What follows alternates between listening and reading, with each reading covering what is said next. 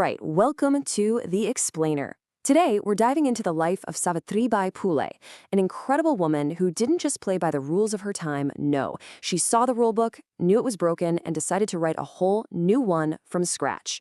I mean, think about it for a second. What does it really take to start a revolution? You might think of armies or massive political movements or some grand, complex ideology. But for the woman we're talking about today, it was something so much simpler and honestly, so much more powerful. Yep, you heard that right. One of the biggest social shakeups in modern Indian history wasn't sparked by a sword, but by the simple, radical act of a woman learning her letters. So let's get into it.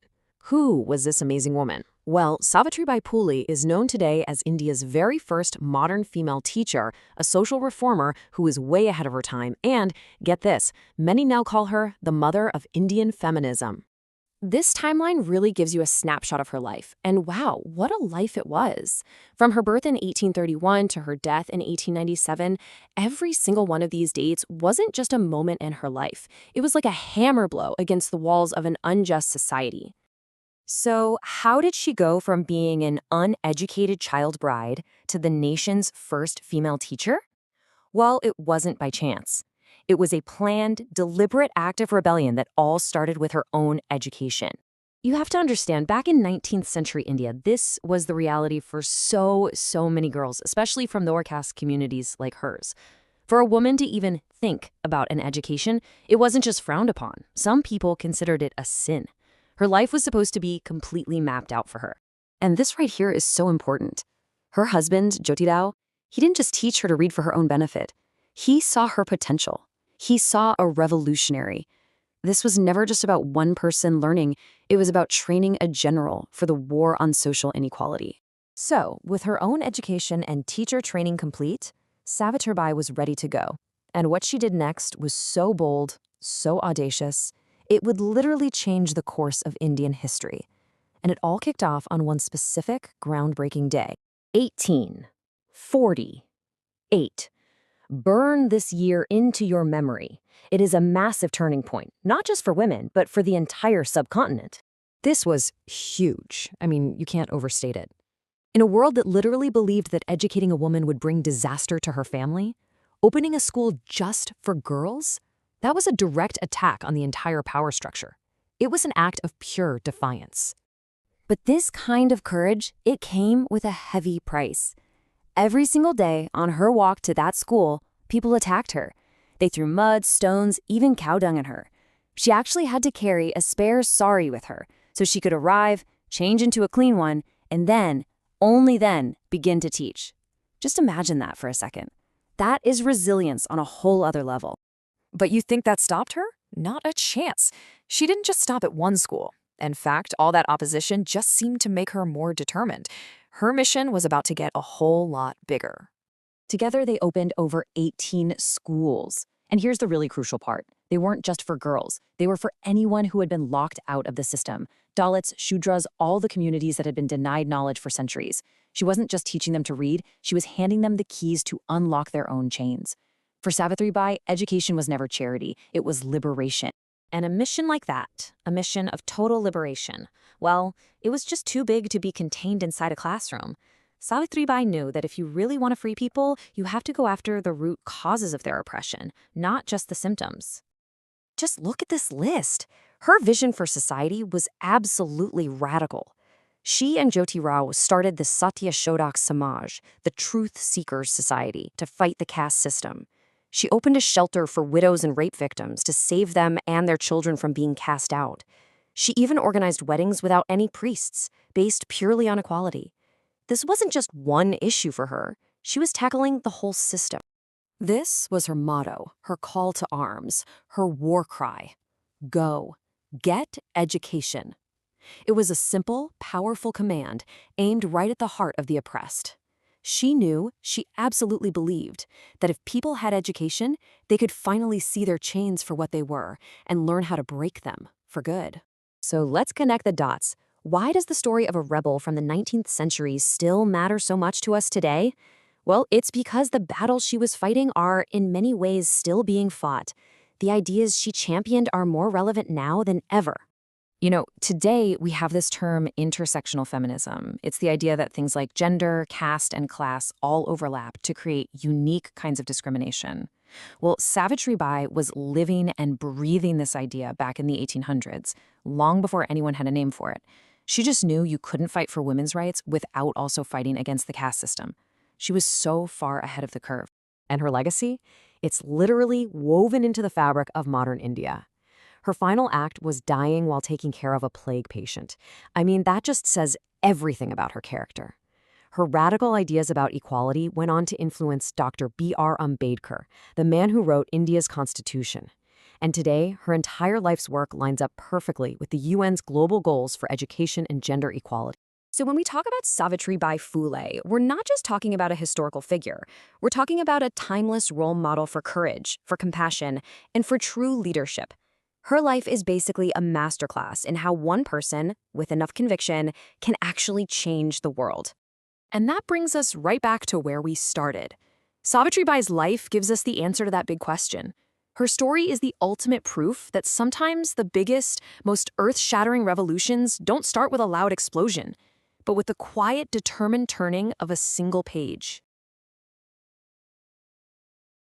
Imagine this. A scholar who mastered ancient scriptures that men said she couldn't even read, a rebel who took on 1,000 years of tradition, and a true foundational architect of Indian feminism. So today, let's dive into the incredible life and legacy of Pandita Ramabai, one of the most important and honestly misunderstood figures in modern Indian history. Okay, but first, we need to clear something up. If you start looking into 19th century social reform in India, you're going to see the name Ramabai pop up a lot, and it can get pretty confusing. That's because there wasn't just one, but two incredible women with that name leading the charge. And you got to know the difference because they forged very, very different paths for women. So, which Ramabai are we talking about? The radical scholar who wanted to take a sledgehammer to patriarchal structures, or the more pragmatic builder who worked within the system to create new opportunities? Well, the thing is, they both changed India, but wow, their methods and their core beliefs were worlds apart. Let's break it down. All right, let's put them side by side. The woman we're focusing on, Pandita Ramabai Sarasvati, was all about radical emancipation. She used her deep, deep knowledge of the scriptures to fight for the rights of child widows. And you can see her big projects right there, the Sharda Sadan and Mukti Mission. Now, on the other hand, you have Ramabai Ranade. She was married to a prominent judge and took a different path, focusing more on practical skills and women's right to vote through her Siva Sadan. Both were amazing reformers, but one was basically saying, let's challenge the system from the outside, while the other worked to change things from within. Okay, so now that we've got that straight, let's really understand the world that she was so determined to change. For a high-caste woman in 19th century India, life was basically a cage, and the bars of that cage were made from scripture and social rules. Every single part of their life was controlled, their potential just systematically crushed by tradition. I mean, just look at what she was up against. Girls married off when they were still children. Widows thrown out, treated like they were worthless. Holy texts twisted and turned to serve men's interests.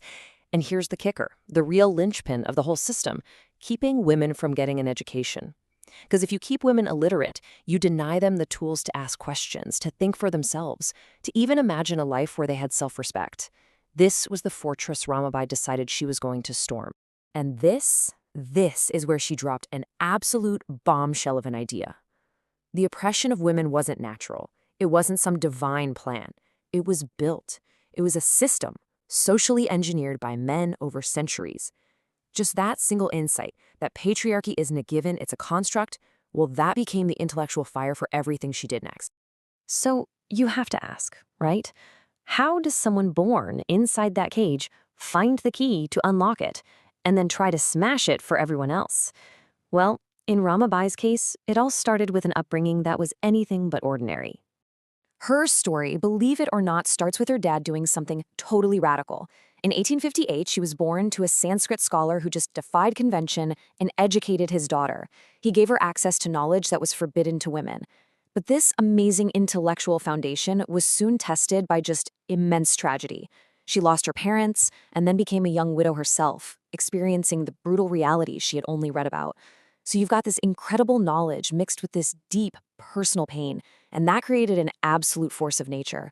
a scholar who could debate the priests with the life experience to speak for those who had no voice. Her skill was so undeniable that she was awarded the titles Pandita and Saraswati.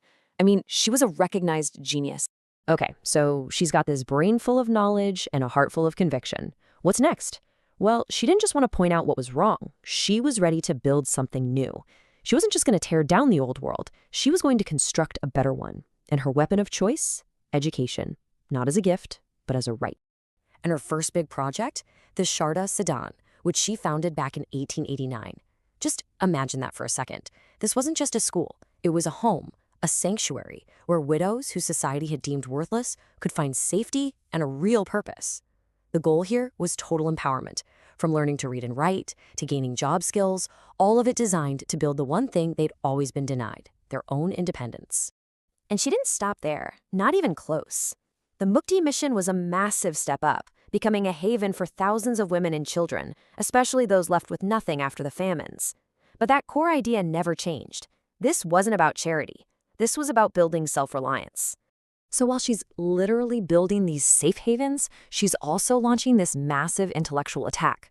Her book from 1887, The High Caste Hindu Woman, was a complete scholarly takedown of the entire patriarchal system. She used her own tools, rigorous analysis of the scriptures, and combined it with the cold, hard facts of women's lives to just dismantle the whole argument for their oppression. It was an absolute bombshell. And honestly, it's still a foundational text of Indian feminism. So if you boil it all down, you can actually see her 3-step plan for freedom. It's brilliant. Step 1, name the enemy. See patriarchy for what it is, a man-made institution. Step 2, expose the lie. Realize that women's subjugation isn't natural, it's socially constructed. And step 3, arm the resistance. Use education as the ultimate weapon for liberation.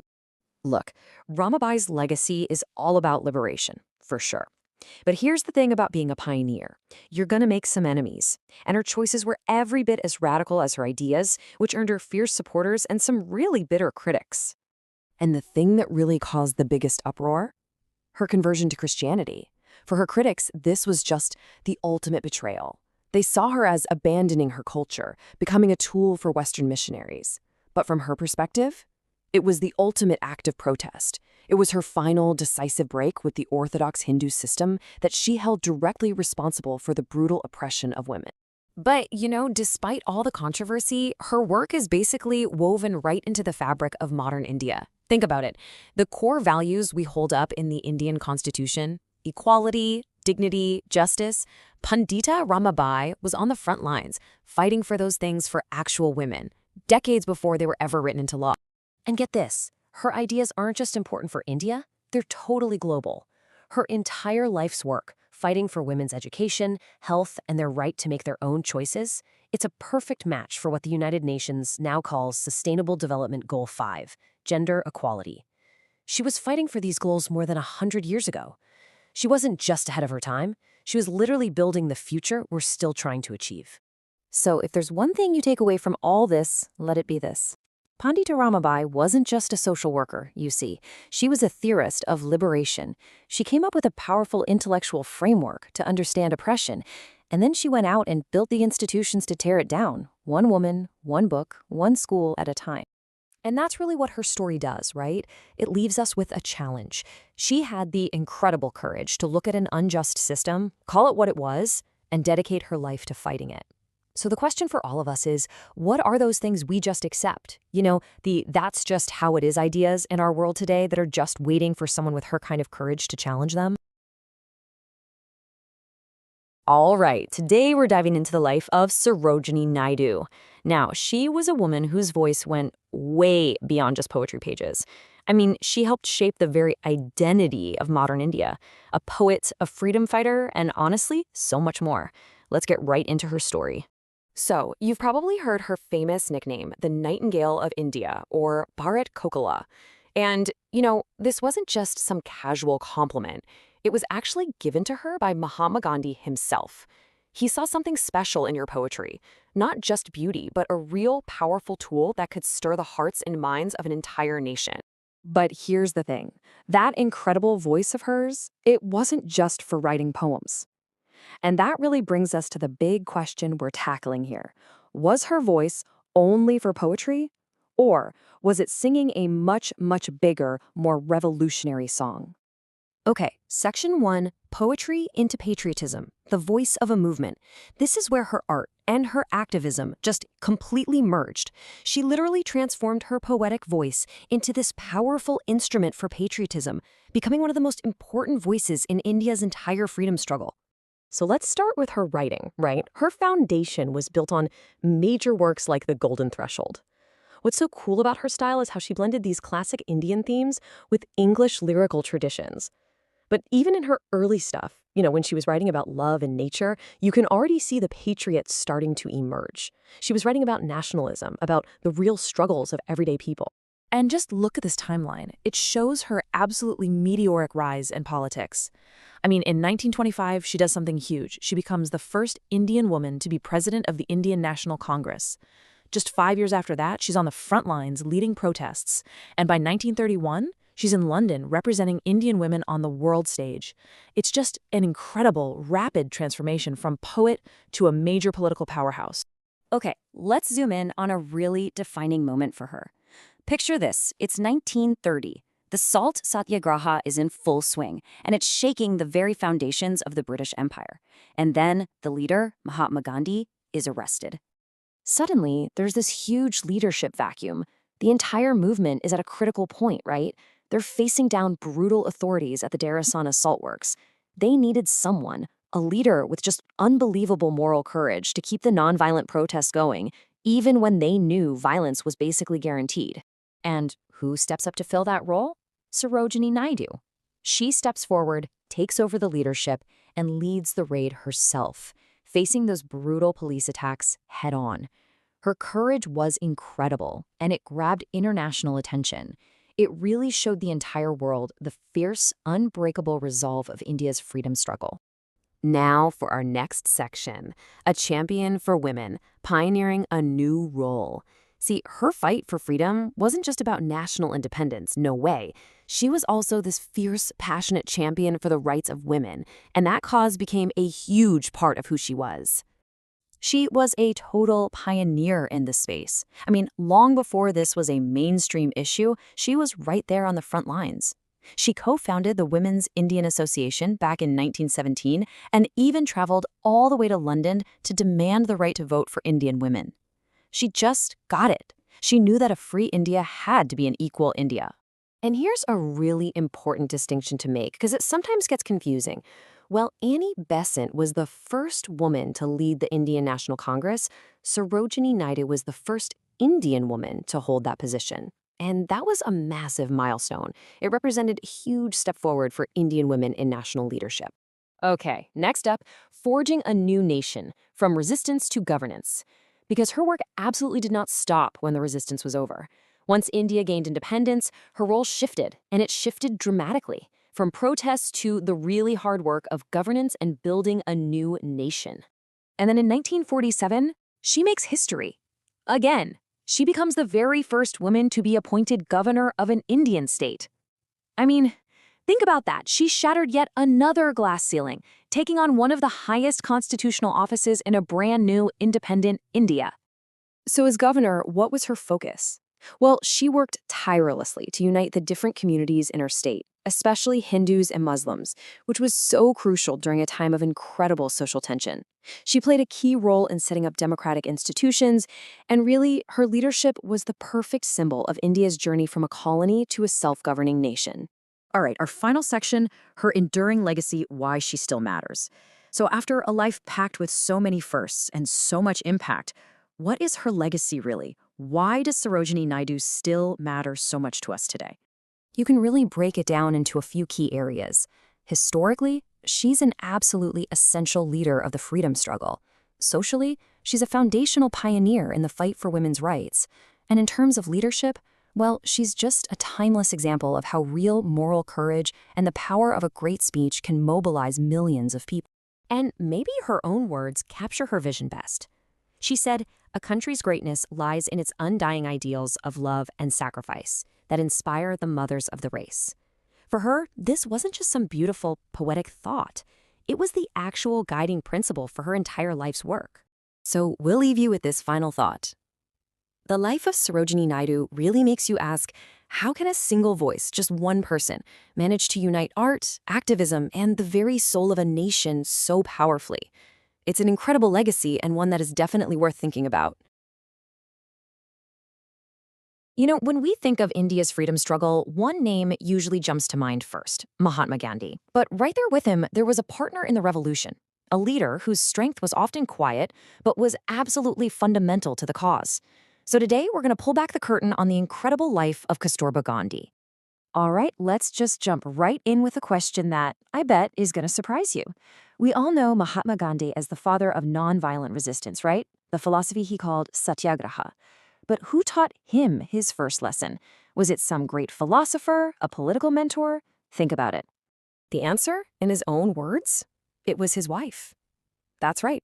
Mahatma Gandhi himself admitted that he learned the art of passive resistance from Kasturba's silent, firm, and unwavering resolve in their own home. And that quiet strength, well, it would go on to shape a nation. So let's be really clear about this from the get-go. Kasturba wasn't just tagging along. She was a pioneer.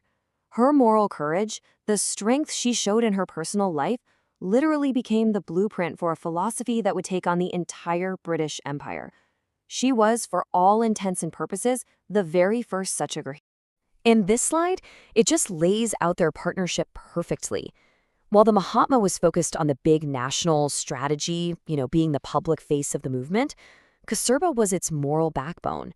She was the one building it from the ground up with grassroots activism and real social reform. This wasn't a top-down thing. They were two pillars holding up the very same cause. Now, her political journey didn't just kick off with the big movements in India. Nope. It was forged years, even decades earlier, in the really harsh environment of racial discrimination in South Africa. That was her proving ground. Okay, what's so fascinating here is you can actually see her evolution. She gets to South Africa in 1893. By 1904, she's a key figure in building the Phoenix settlement, putting these big ideals into actual practice. But 1913, that's the turning point. She leads a protest, she gets arrested, and she's sentenced to hard labor. And get this wasn't as Gandhi's wife. This was as an activist, a leader in her own right. So when we use this word satyagrahi, this is what we're talking about. It's not just a protester. It's someone with immense moral courage. By the time Kasturba left South Africa, she didn't just get the philosophy, she had lived it. She'd been tested by it, and she came out the other side a true, seasoned practitioner. So let's bring the story to India and see how everything builds from there. Back in her homeland, her role became even more critical. I mean, think about it. Whenever Mahatma Gandhi was arrested and thrown in prison, the movement didn't just stop. And why not? Because Kasturba was there to keep it going, to lead from the front. And this list really gives you a sense of the sheer scope of her involvement. We're talking champaran, non-cooperation, civil disobedience. She was on the front lines of every single major campaign. This wasn't just a brief appearance here and there. This was a dedicated 3-decade-long fight for India's freedom. This slide is so important because it breaks down how the strategy actually worked. While Gandhi was the one negotiating with the British authorities, Kasturba was on the ground. She was organizing women to picket shops, she was teaching villagers about basic sanitation, and she was making sure the movement's flame never, ever went out. She was the essential bridge between the national leadership and the people. And her leadership was vocal, make no mistake. During the Quit India movement, when other leaders were being arrested left and right, she stepped right up. These are her words, a direct call to action, telling the women of India it was their time to prove their strength. That is not the voice of a follower. That is the voice of a general. Beyond all her political work, she earned a title that might have meant even more, Bia, which means mother. And this wasn't just a term of endearment. It really spoke to her role as the nurturer of a new India, someone who was building the nation from the ground up through real, practical social reform. And what's so crucial to understand is that for her, these weren't just abstract ideas. They were things she did every single day. She managed the ashrams, which were basically the nerve centers of the entire movement. She spun her own cloth. She worked for the upliftment of the Dalits, who were considered the lowest in the caste system. She didn't just preach nonviolence, she lived. This chart does a great job of breaking down where she put her energy. And look at that, 40%, the single biggest chunk, was dedicated to women's empowerment. She understood that a free India had to mean free women. But you also see this complete vision: sanitation, education, social upliftment. It wasn't about tackling just one issue. It was about building a whole, healthy nation from its very foundations. And that brings us to her final act of defiance and her ultimate sacrifice.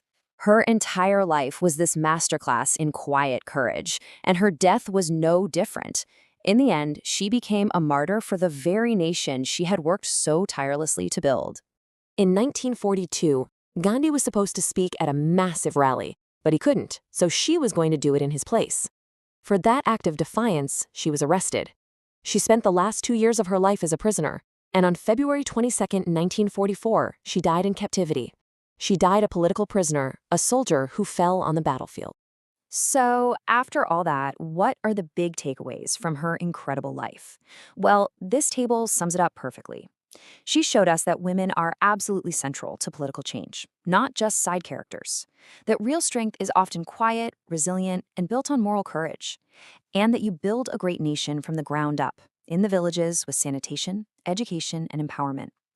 These are just timeless lessons in leadership. Ultimately, this is her legacy. She showed the world that freedom isn't just won by famous leaders and grand political strategies. It's won through the collective strength that's forged from millions of individual, personal acts of sacrifice, service, and quiet courage. And that kind of leaves us with one final thought. Kasturba Gandhi was this huge moral force who worked just outside the brightest spotlights of history. It really makes you wonder, doesn't it? How many other quiet, courageous leaders have shaped our world in ways we haven't even begun to understand yet? You know, what does it really take to change a nation? I mean, not just to have a good idea, but to fundamentally reshape its laws, its culture, and its future for generations to come. Well, today, we're going to look at someone who did exactly that. So, to really get a grip on her fight, we first have to understand the world she was born into. It was dominated by something called the Devadasi system. Now, on paper, this was an ancient practice of dedicating young girls to the service of a temple. But the reality, it often meant a life of exploitation, completely stripped of rights, education, and basic human dignity. And into this world steps our subject for today, Dr. Mithula Lakshmi Reddy. And get this, she was a physician, a legislator, and a social reformer. She didn't just point out the problems, she actually went out and built the solutions. To say her path was difficult is honestly a massive understatement. Think about early 20th century India. Society was basically a maze of walls. Walls built on caste, on gender, on tradition. And here's the thing, coming from a Devadasi background herself, Dr. Reddy knew these walls firsthand. She had experienced the stigma designed to keep women just like her out of public life. But you know, before you can tear down the walls for other people, you first have to smash through them yourself. And wow, did she ever. She became the first in so many different fields, it's actually kind of mind-blowing when you see it all laid out. I mean, just take a look at this. In 1912, boom, she becomes the first woman medical graduate in her region. Right after that, she's the first woman house surgeon. And it doesn't stop.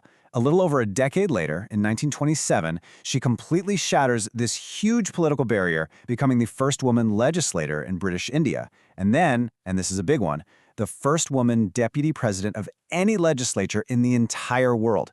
Seriously, any one of these would be a historic, life-defining achievement.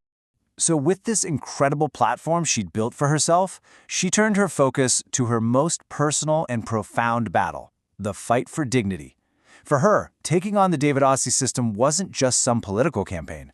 Nope, it was the absolute core of her life's work. And this right here really shows you what was at stake. On one side, you have the life of a Devadasi. No education, no civil rights, living with this constant social stigma. And on the other side, you have Dr. Reddy's vision.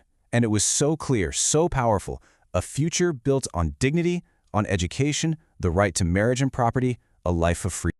This quote really gets to the heart of her strategy. See, a lot of people were talking about reform, right? Protesting, writing about it. But she did something different. She understood that for change to actually stick, to be permanent, it had to be written into law. She took that fight from the streets and marched it straight into the halls of power. But you can bet this wasn't easy. Not at all.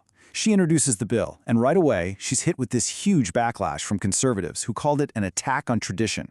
But did she back down? No way. She got to work, building a coalition, rallying support from other reformers and powerful groups like the Women's Indian Association.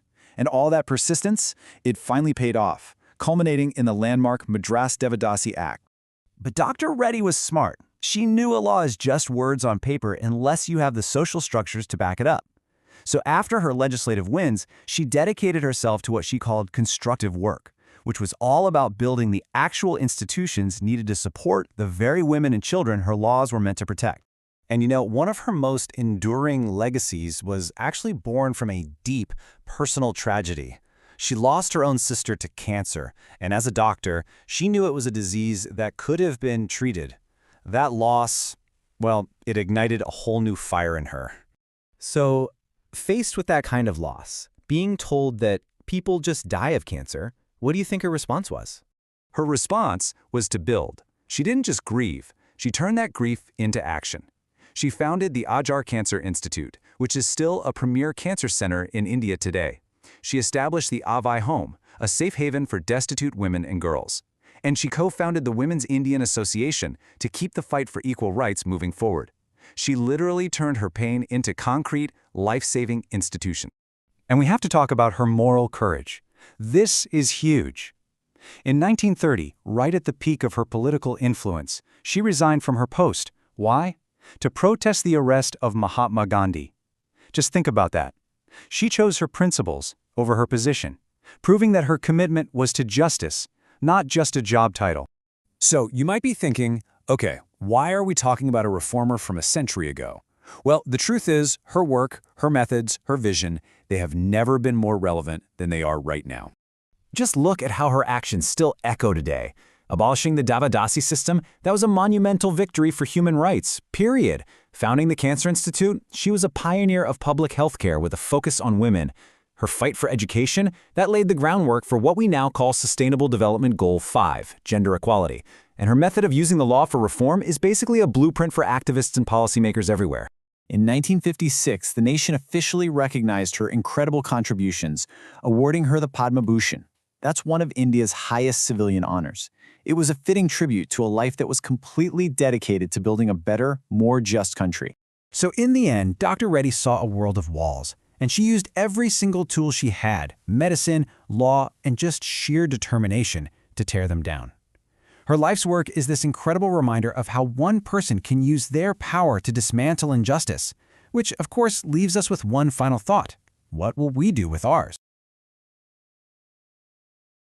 Today, we're talking about a true revolutionary, a pivotal yet often forgotten figure in the story of Indian independence who took the fight global.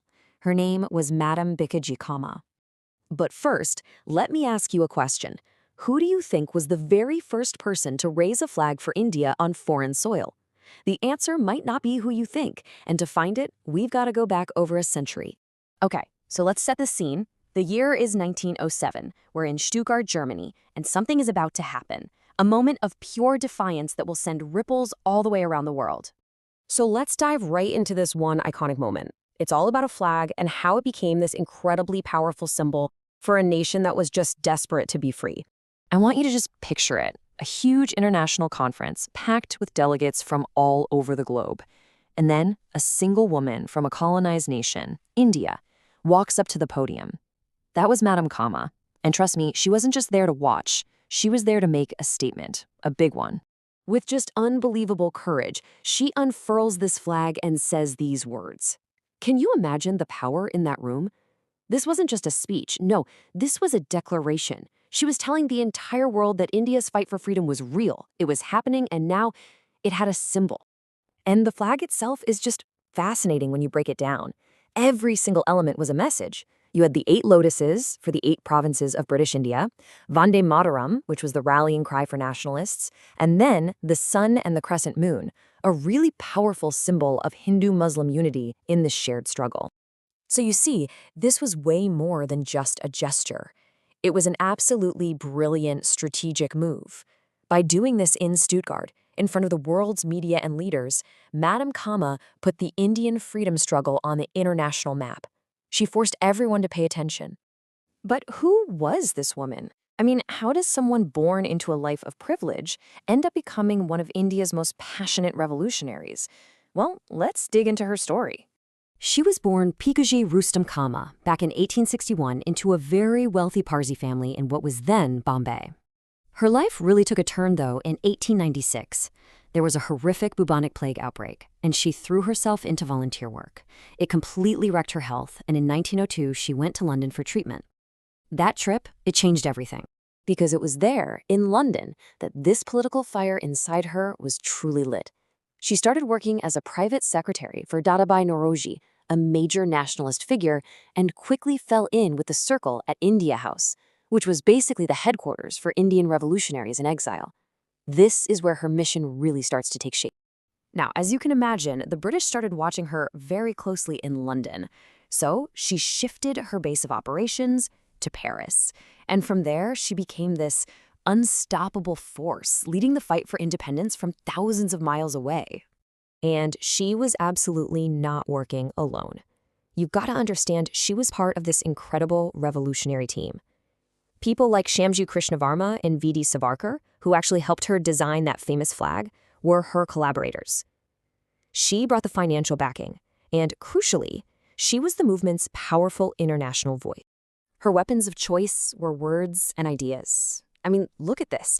She co-founded the Paris Indian Society. She published these fiery nationalist journals, Bande Mataram, Madan's Talwar.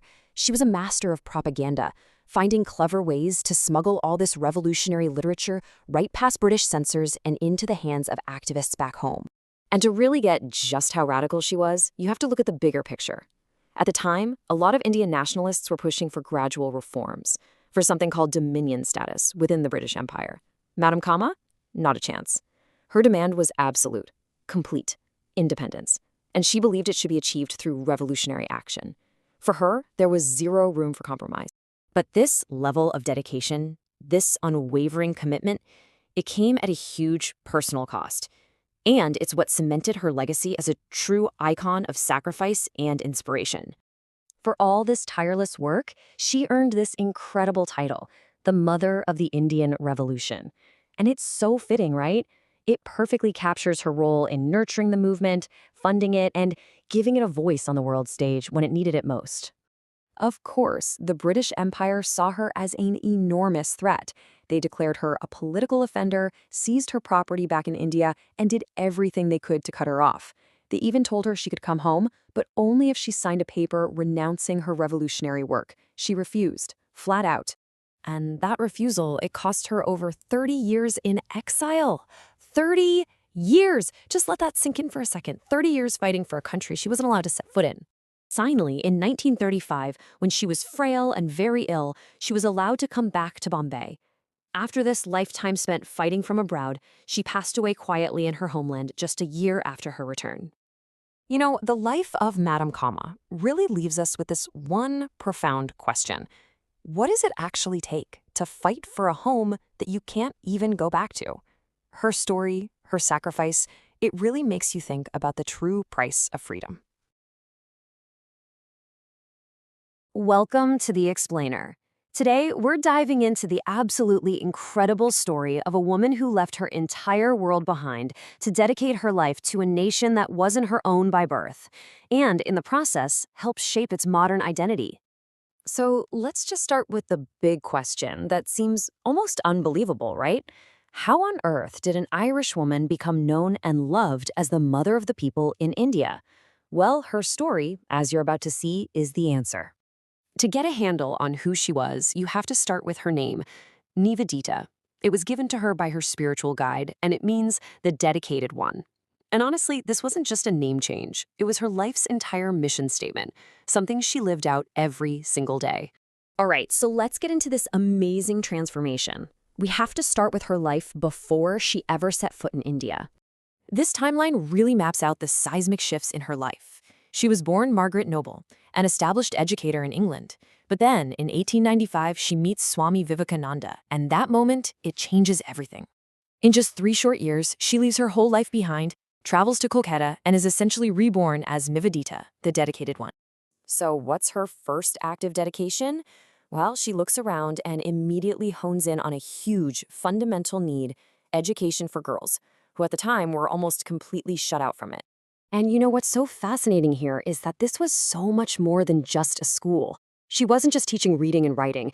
This was about a holistic education, mixing Indian culture with modern science, teaching in their own language, and, this is huge, providing vocational skills so that women, especially widows who had few options, could actually stand on their own 2 feet.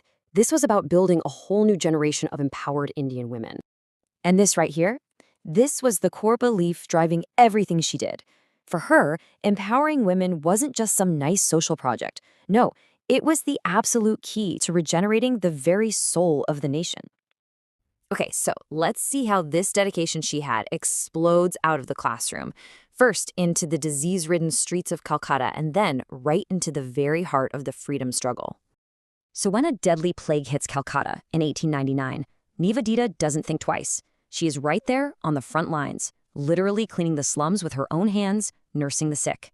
This wasn't just charity. This was karma yoga, selfless service put into direct, dangerous, life-risking action. And because of this incredible work, the people gave her a new name, a title, Lok Mata. And you gotta understand, this wasn't just some honorary thing. It came from a deep, real connection she forged through service. She was no longer an outsider. She had truly become their mother of the people. And this is where you really see the two powerful sides of her personality. On one hand, you have the compassionate caregiver, the nurse in the slums.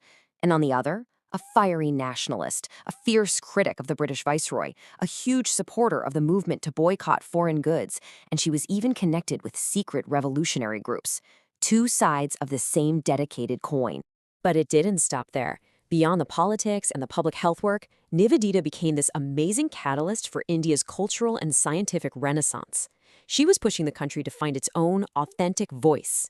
This table just shows how central she was. She wasn't just participating. She was like a hub connecting and encouraging the greatest minds of the time. She told artists like Tagore to stop copying Western styles and look to India for inspiration, which directly led to the iconic Bharat Mata painting. She financially and morally supported the great scientist J.C. Bose. She was at the very center of this massive intellectual awakening. And her vision for a new India wasn't just some abstract idea. She helped give it a powerful visual symbol. Let's take a look at the design she created for one of the very first versions of an Indian national flag. Look at this. Every single element here is a powerful statement. The red for the struggle ahead. The Vajra, the thunderbolt, for the immense strength and sacrifice that would be needed. And the words, Bande Mataram, I praise thee, mother, a rallying cry of devotion. This was a flag designed for a revolution. So after this life of just unbelievably intense service and activism, what's her lasting impact? What did she leave behind? Well, through her writing, she took on another vital role, an interpreter and a defender. Her book, The Web of Indian Life, explained Indian society to a Western world that was often totally clueless or just plain critical. And then books like Kali the Mother, they gave a kind of spiritual fire to the freedom fighters. And really, that's her ultimate legacy. She played this completely unique role. She wasn't just an Irish woman living in India. She became a living bridge, taking Western ideas about action and organization and combining them with this deep, profound love for Indian civilization, all to serve her adopted home. And she did all of this, founding a school, nursing plague victims, inspiring an art movement, championing science, and fighting for a nation's freedom in just 44 years. 44. It's just astounding. The story of Sister Nivedita's life doesn't just give us a historical answer to that question. It kind of leaves us with a more personal one to think about, doesn't it? What would that kind of complete, total dedication look like in our own lives? Just imagine seeing a sign like that, a blunt, brutal message of humiliation. This sign hung outside a club in British India, and it became the spark for an unbelievable act of defiance. So, let's get into the story of the woman who answered that sign with action. Yeah, we're talking about the incredible Priti Lata Wadadar. She was a revolutionary who didn't just challenge an empire, she completely shattered expectations of what a woman could do. Okay, so first things first, we need to understand the target. Why this one particular place? What made it so important? You see, the Pahatali European Club wasn't just some building. No, It was this daily, in-your-face symbol of British superiority. And that infamous sign? Well, it made the club the perfect target for revolutionaries who wanted to send a message, a loud one, about Indian dignity. So, who was this young woman who was going to lead the charge? This is where her story really begins. How a revolutionary is forged. And her journey, wow, it was incredibly fast. Just look at this timeline. Born in Chittagong, she was a brilliant student, but her education opened her eyes to these powerful anti-colonial ideas. By 1930, she's joining up with the revolutionary group led by the legendary Surya Sen, and just a year later, she's training with weapons. I mean, we're talking a total and swift transformation from student to armed revolutionary in just a few short years. But, just joining the fight wasn't the only hurdle. Priti Lata actually had to fight another battle, this one from inside her own movement. And this is what I find so fascinating. Her own leader, Surya Sen, was hesitant at first. He didn't really want women in combat roles. But Priti Lata, she wasn't having it. She proved to him and to everyone that women weren't just supporters. They were absolutely essential, both for gathering intelligence and as fighters on the front lines. So how'd she pull that off? Well, it came down to these qualities right here. Her conviction was just unwavering. Her discipline was intense. She had this fearless leadership quality and a deep, deep ideological commitment. She wasn't just asking for a place at the table. She was proving she was born to lead the charge. So all of this, her smarts, her training, her sheer determination, it was all leading up to one single historic event, the Paratali Club attack. Okay, the date is set, September 24th, 1932. The mission is a go. Attack the club that stood for Indian humiliation. And guess who Surya Sen chose to lead it? Priti Lata. So here's the breakdown of the plan. Step 1, the disguise. She dressed as a Punjabi man, right, to stay hidden. Step 2, the leadership. She wasn't just a part of the team, she was leading it. A team of about 10 to 12 revolutionaries. And step 3, the attack itself. It was a direct, explosive response to that racist sign, a way to reclaim Indian dignity. Now, the attack did what it was meant to do, but things went sideways fast. The team was quickly surrounded by British police, and in the chaos, Priti Lata, the leader, was hit by a bullet. She was wounded, and capture seemed inevitable. So here she is, wounded, cornered, with an impossible choice to make. And this brings us to her final defining act, a conscious choice of martyrdom. And it's so important to understand this. Her final act was not about giving up. She knew if she was captured, she'd be tortured. They would try to force her to give up the names of her comrades. So, to protect them, to protect the whole movement, she took a cyanide pill. It was a calculated, tactical move, a final, selfless act of leadership. And that is the very essence of martyrdom, right? It's not just about dying. It's about making a sacrifice to inspire others, to make sure the mission carries on long after you're gone. And her choice, wow, it just perfectly illustrates that.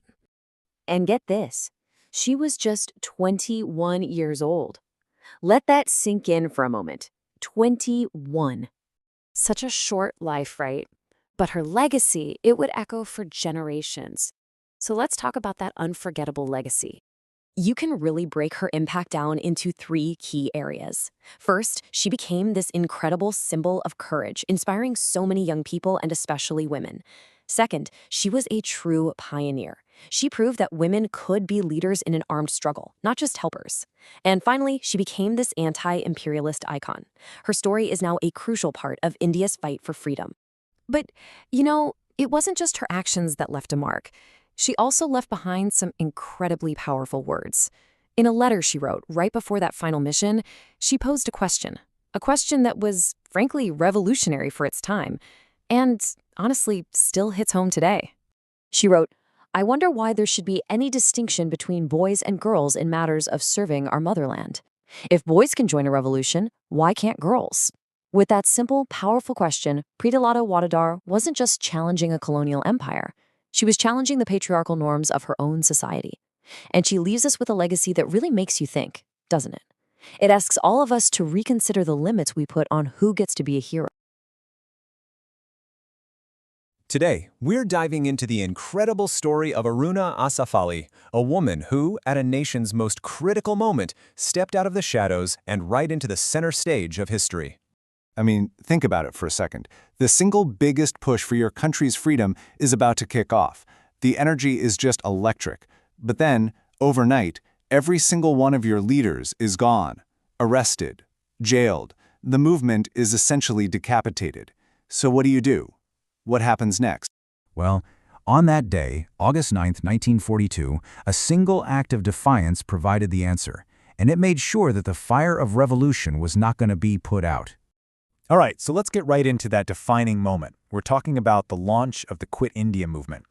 This was it, the final all-or-nothing call for the British to leave. The scene is Gwalior Tank Maidan in what was then Bombay. The British, desperate to crush the movement before it even starts, they launched this massive sweep. Gandhi, Nehru, the entire top leadership of the Congress Party, gone. The crowd is just stunned, totally confused, and completely leaderless. The whole freedom struggle is literally hanging by a thread. And right into that vacuum steps Aruna Asaf Ali. Now, at the time, she wasn't one of the big-name leaders, but she saw the moment and she seized it.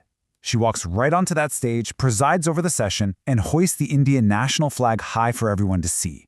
It was this incredibly powerful, unspoken message. The movement goes on, with or without its famous leaders. So, you've got to be asking, who was this woman who just found herself at the heart of history? Well, her journey to that stage had been building for years. Let's rewind a bit and see how she got there. Okay, so she was born Aruna Ganguly, and her path into politics really began when she married Asaf Ali, who was already a prominent Congress leader. But she was never just a bystander. No way. Right from the start, she was in the thick of it, getting arrested during major events like the Salt Satyagraha, that huge protest against the British salt tax, and the civil disobedience movement. She'd already shown time and again that she was willing to risk her own freedom for the bigger cause. So after that legendary flag hoisting, you might think that was the peak. But for Aruna, her most important work was just getting started. This is how she truly became the heroine of 1942, by leading the resistance from the shadows. She knew there was a warrant out for her arrest, so she did what she had to do to keep the fight going. She went underground. For the next 4 years, she was like a ghost to the British authorities, but to the independence movement, she was an absolute beacon of hope. And this is what's so amazing. She wasn't just hiding, she was building an entire resistance network. She helped run the secret Congress radio, broadcasting these messages of freedom right under the nose of the British. She was publishing secret pamphlets and bulletins to keep everyone's morale up. And maybe most importantly, she was mobilizing young people, students and workers, making sure a whole new generation was ready to keep the pressure on. Now, to really get why she did all this, you have to understand there was this huge debate happening inside the independence movement itself. You had the official Congress philosophy, led by Gandhi, which was all about strict nonviolence. But there was also another way of thinking, a more radical, revolutionary one. And this quote from Aruna herself just says it all, doesn't it? She was a socialist, a radical. She believed that freedom was way too important to be limited to just one tactic. This idea is what drove her work in the underground. In fact, even when Gandhi himself urged her to surrender, she refused. For her, the struggle had to continue, by any means necessary. So, you might think that after India finally won its independence in 1947, her work was done, but not even close. She just transitioned from being a revolutionary to a stateswoman, continuing the fight for her socialist ideals. Once India was free, her focus just shifted. She went all in on her political ideology, joining the Communist Party for a while. She became a really powerful voice for women's rights, and then, in 1958, she made history as Delhi's very first mayor, taking on the huge job of shaping the new nation's capital. She even co-founded newspapers to make sure a progressive voice was heard in the media. Her work, it seems, just never stopped. So, how is this revolutionary firebrand remembered today? Well, her legacy is absolutely cemented as one of India's bravest and most important freedom fighters. She earned this incredibly affectionate and respectful title, the Grand Old Lady of Indian Independence. And it just fits her perfectly, doesn't it? It captures her entire journey, from that young radical all the way to an elder stateswoman who was part of the struggle for decades. And it wasn't just in India that people took notice. Her influence was felt all over the world. In 1964, as a nod to her socialist ideals and her work for peace, she was awarded the very prestigious Lenin Peace Prize. Back home, of course, the honors just kept coming. In 1992, she received the Padma Vibhushan, which was the nation she helped free, giving a clear and powerful thank you for her immense contributions. And then, posthumously, came the ultimate recognition. In 1997, Aruna Asif Ali was awarded the Bharat Ratna. The nation officially placed her right where she belongs, in the pantheon of its absolute greatest heroes.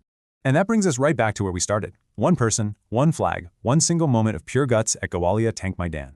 Aruna Asif Ali's story really makes you ask the question, can one person's act of defiance at just the right time and place actually change a nation's destiny? When you look at her life, the answer seems pretty clear. So, picture this. You're 22 years old. A massive empire has just jailed all of your leaders and completely censored the news. What do you do? Well, today we're going to get into the incredible story of a young student who answered that question not with a protest sign, but with a secret radio station. This is the amazing story of Usha Mehta and the secret Congress. Can you imagine hearing that crackle through your radio back in 1942? No name, no hint of a location, just a frequency and this incredibly defiant message. For 88 days, this was the secret voice of a revolution. It was like a ghost in the machine, broadcasting a message the British Empire was desperately trying to crush. So what was going on that made a secret radio so absolutely necessary? Well, by August 1942, the Quit India movement was hitting a fever pitch, but the British hit back, and they hit back hard. They arrested Mahatma Gandhi and basically the entire top leadership of the Indian National Congress. Overnight, the movement was left rudderless, and it was facing a huge question. With all the leaders in jail, how do you keep the fire of revolution from just fizzling out? Yeah, on August 9th, 1942, the official voice of the independence movement was basically unplugged. The British clamped down on all the newspapers with severe censorship. Protests were put down, often brutally. So to the rest of the world, it probably looked like the Quit India movement was over before it even really started. The whole struggle was forced to go underground, deep into the shadows. But you know, it's in those shadows that new leaders often step up. And this is where our protagonist, Usha Mehta, walks onto the scene. She was just a 22-year-old student, right? But she got something absolutely crucial. If the movement couldn't speak, it would die. So she and her friends decided that if all the official channels were blocked, well, they'd just have to create their own. And just like that, the Congress radio was born. It was also known as the Azad Hindi Radio. And let me tell you, it was a masterpiece of underground organization. This wasn't just some pirate radio station, it was a lifeline. Its whole mission was to get around the British censors and talk directly to the people of India, keeping them informed, and maybe more importantly, keeping them inspired. And their whole operation was so much more than just boosting morale. It was a strategic masterclass in resistance. Okay, so first off, they broadcast all the news about British atrocities that the official press was forbidden to report. Second, they aired these powerful speeches from leaders who were in hiding, like Ram Manohar Lohia. Third, and this was so critical, they actually delivered instructions to protesters, coordinating actions across the city. And they did all of this while being constantly on the move, always shifting their transmitter to stay one step ahead of the police. You know, to really get a grip on Usha Mehta's unique role, it really helps to compare her to another famous heroine of 1942, Aruna Asif Ali. Now, Aruna Asif Ali was out there on the front lines, a powerful symbol of public defiance. She's the one who famously hoisted the flag at Gawalia Tank Maidan. Usha Mehta's battlefield, though, was the airwaves. She was the brains, the tech, the communication arm of the resistance, which just goes to show you a revolution needs both those public symbols and those secret networks. Of course, an operation this bold, this audacious, it couldn't last forever. The British were hunting them relentlessly. And this next part of the story, it reveals the true cost of their courage. The whole thing shifts from this high-stakes cat-and-mouse game across the city to a brutal battle of wills inside an interrogation room. So, in November 1942, after almost 3 months of successful broadcasts, their luck ran out. A tip-off led the police right to their doorstep. The secret voice of freedom was finally captured. Usha Mehta and her co-conspirators were arrested. And just like that, the radio went silent. Now, during her interrogation, the British weren't stupid. They could see how intelligent and driven she was. So they made her an offer that, let's be honest, would tempt almost anyone. They said, confess, give us the names of your collaborators, and not only will we set you free, we'll give you a scholarship to study at a university abroad. It was a staggering choice. Her entire future versus her friends, her personal ambition versus her principle. Her answer? Complete silence. She refused to betray the movement. And for that loyalty, she paid an incredibly heavy price. 4 years of hard labor in Yerwada jail.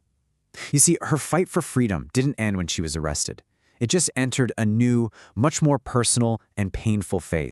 But Usha Mehta's story doesn't just stop with her release from prison. Not at all. After India finally won its independence, she didn't jump into politics. Instead, she chose a totally different path, one that, honestly, continued to reflect the very ideals she fought so hard for. This timeline really just lays out the whole arc of her life perfectly.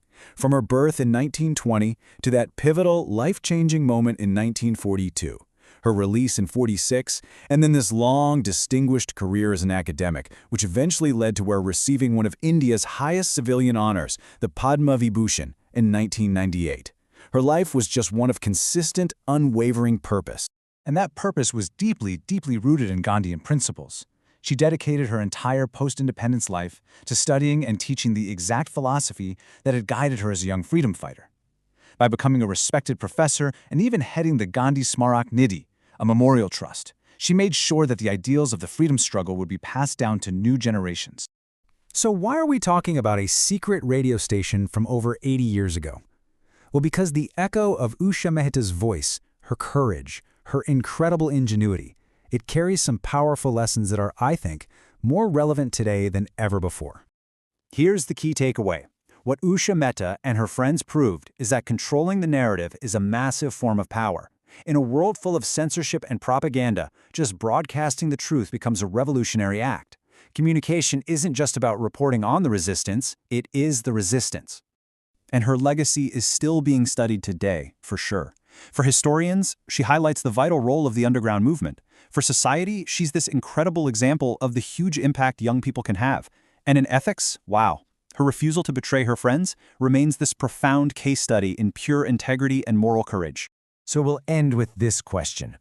Usha Mehta was operating in a time of information scarcity. We live in the total opposite, an age of information overload, of social media, and just endless noise.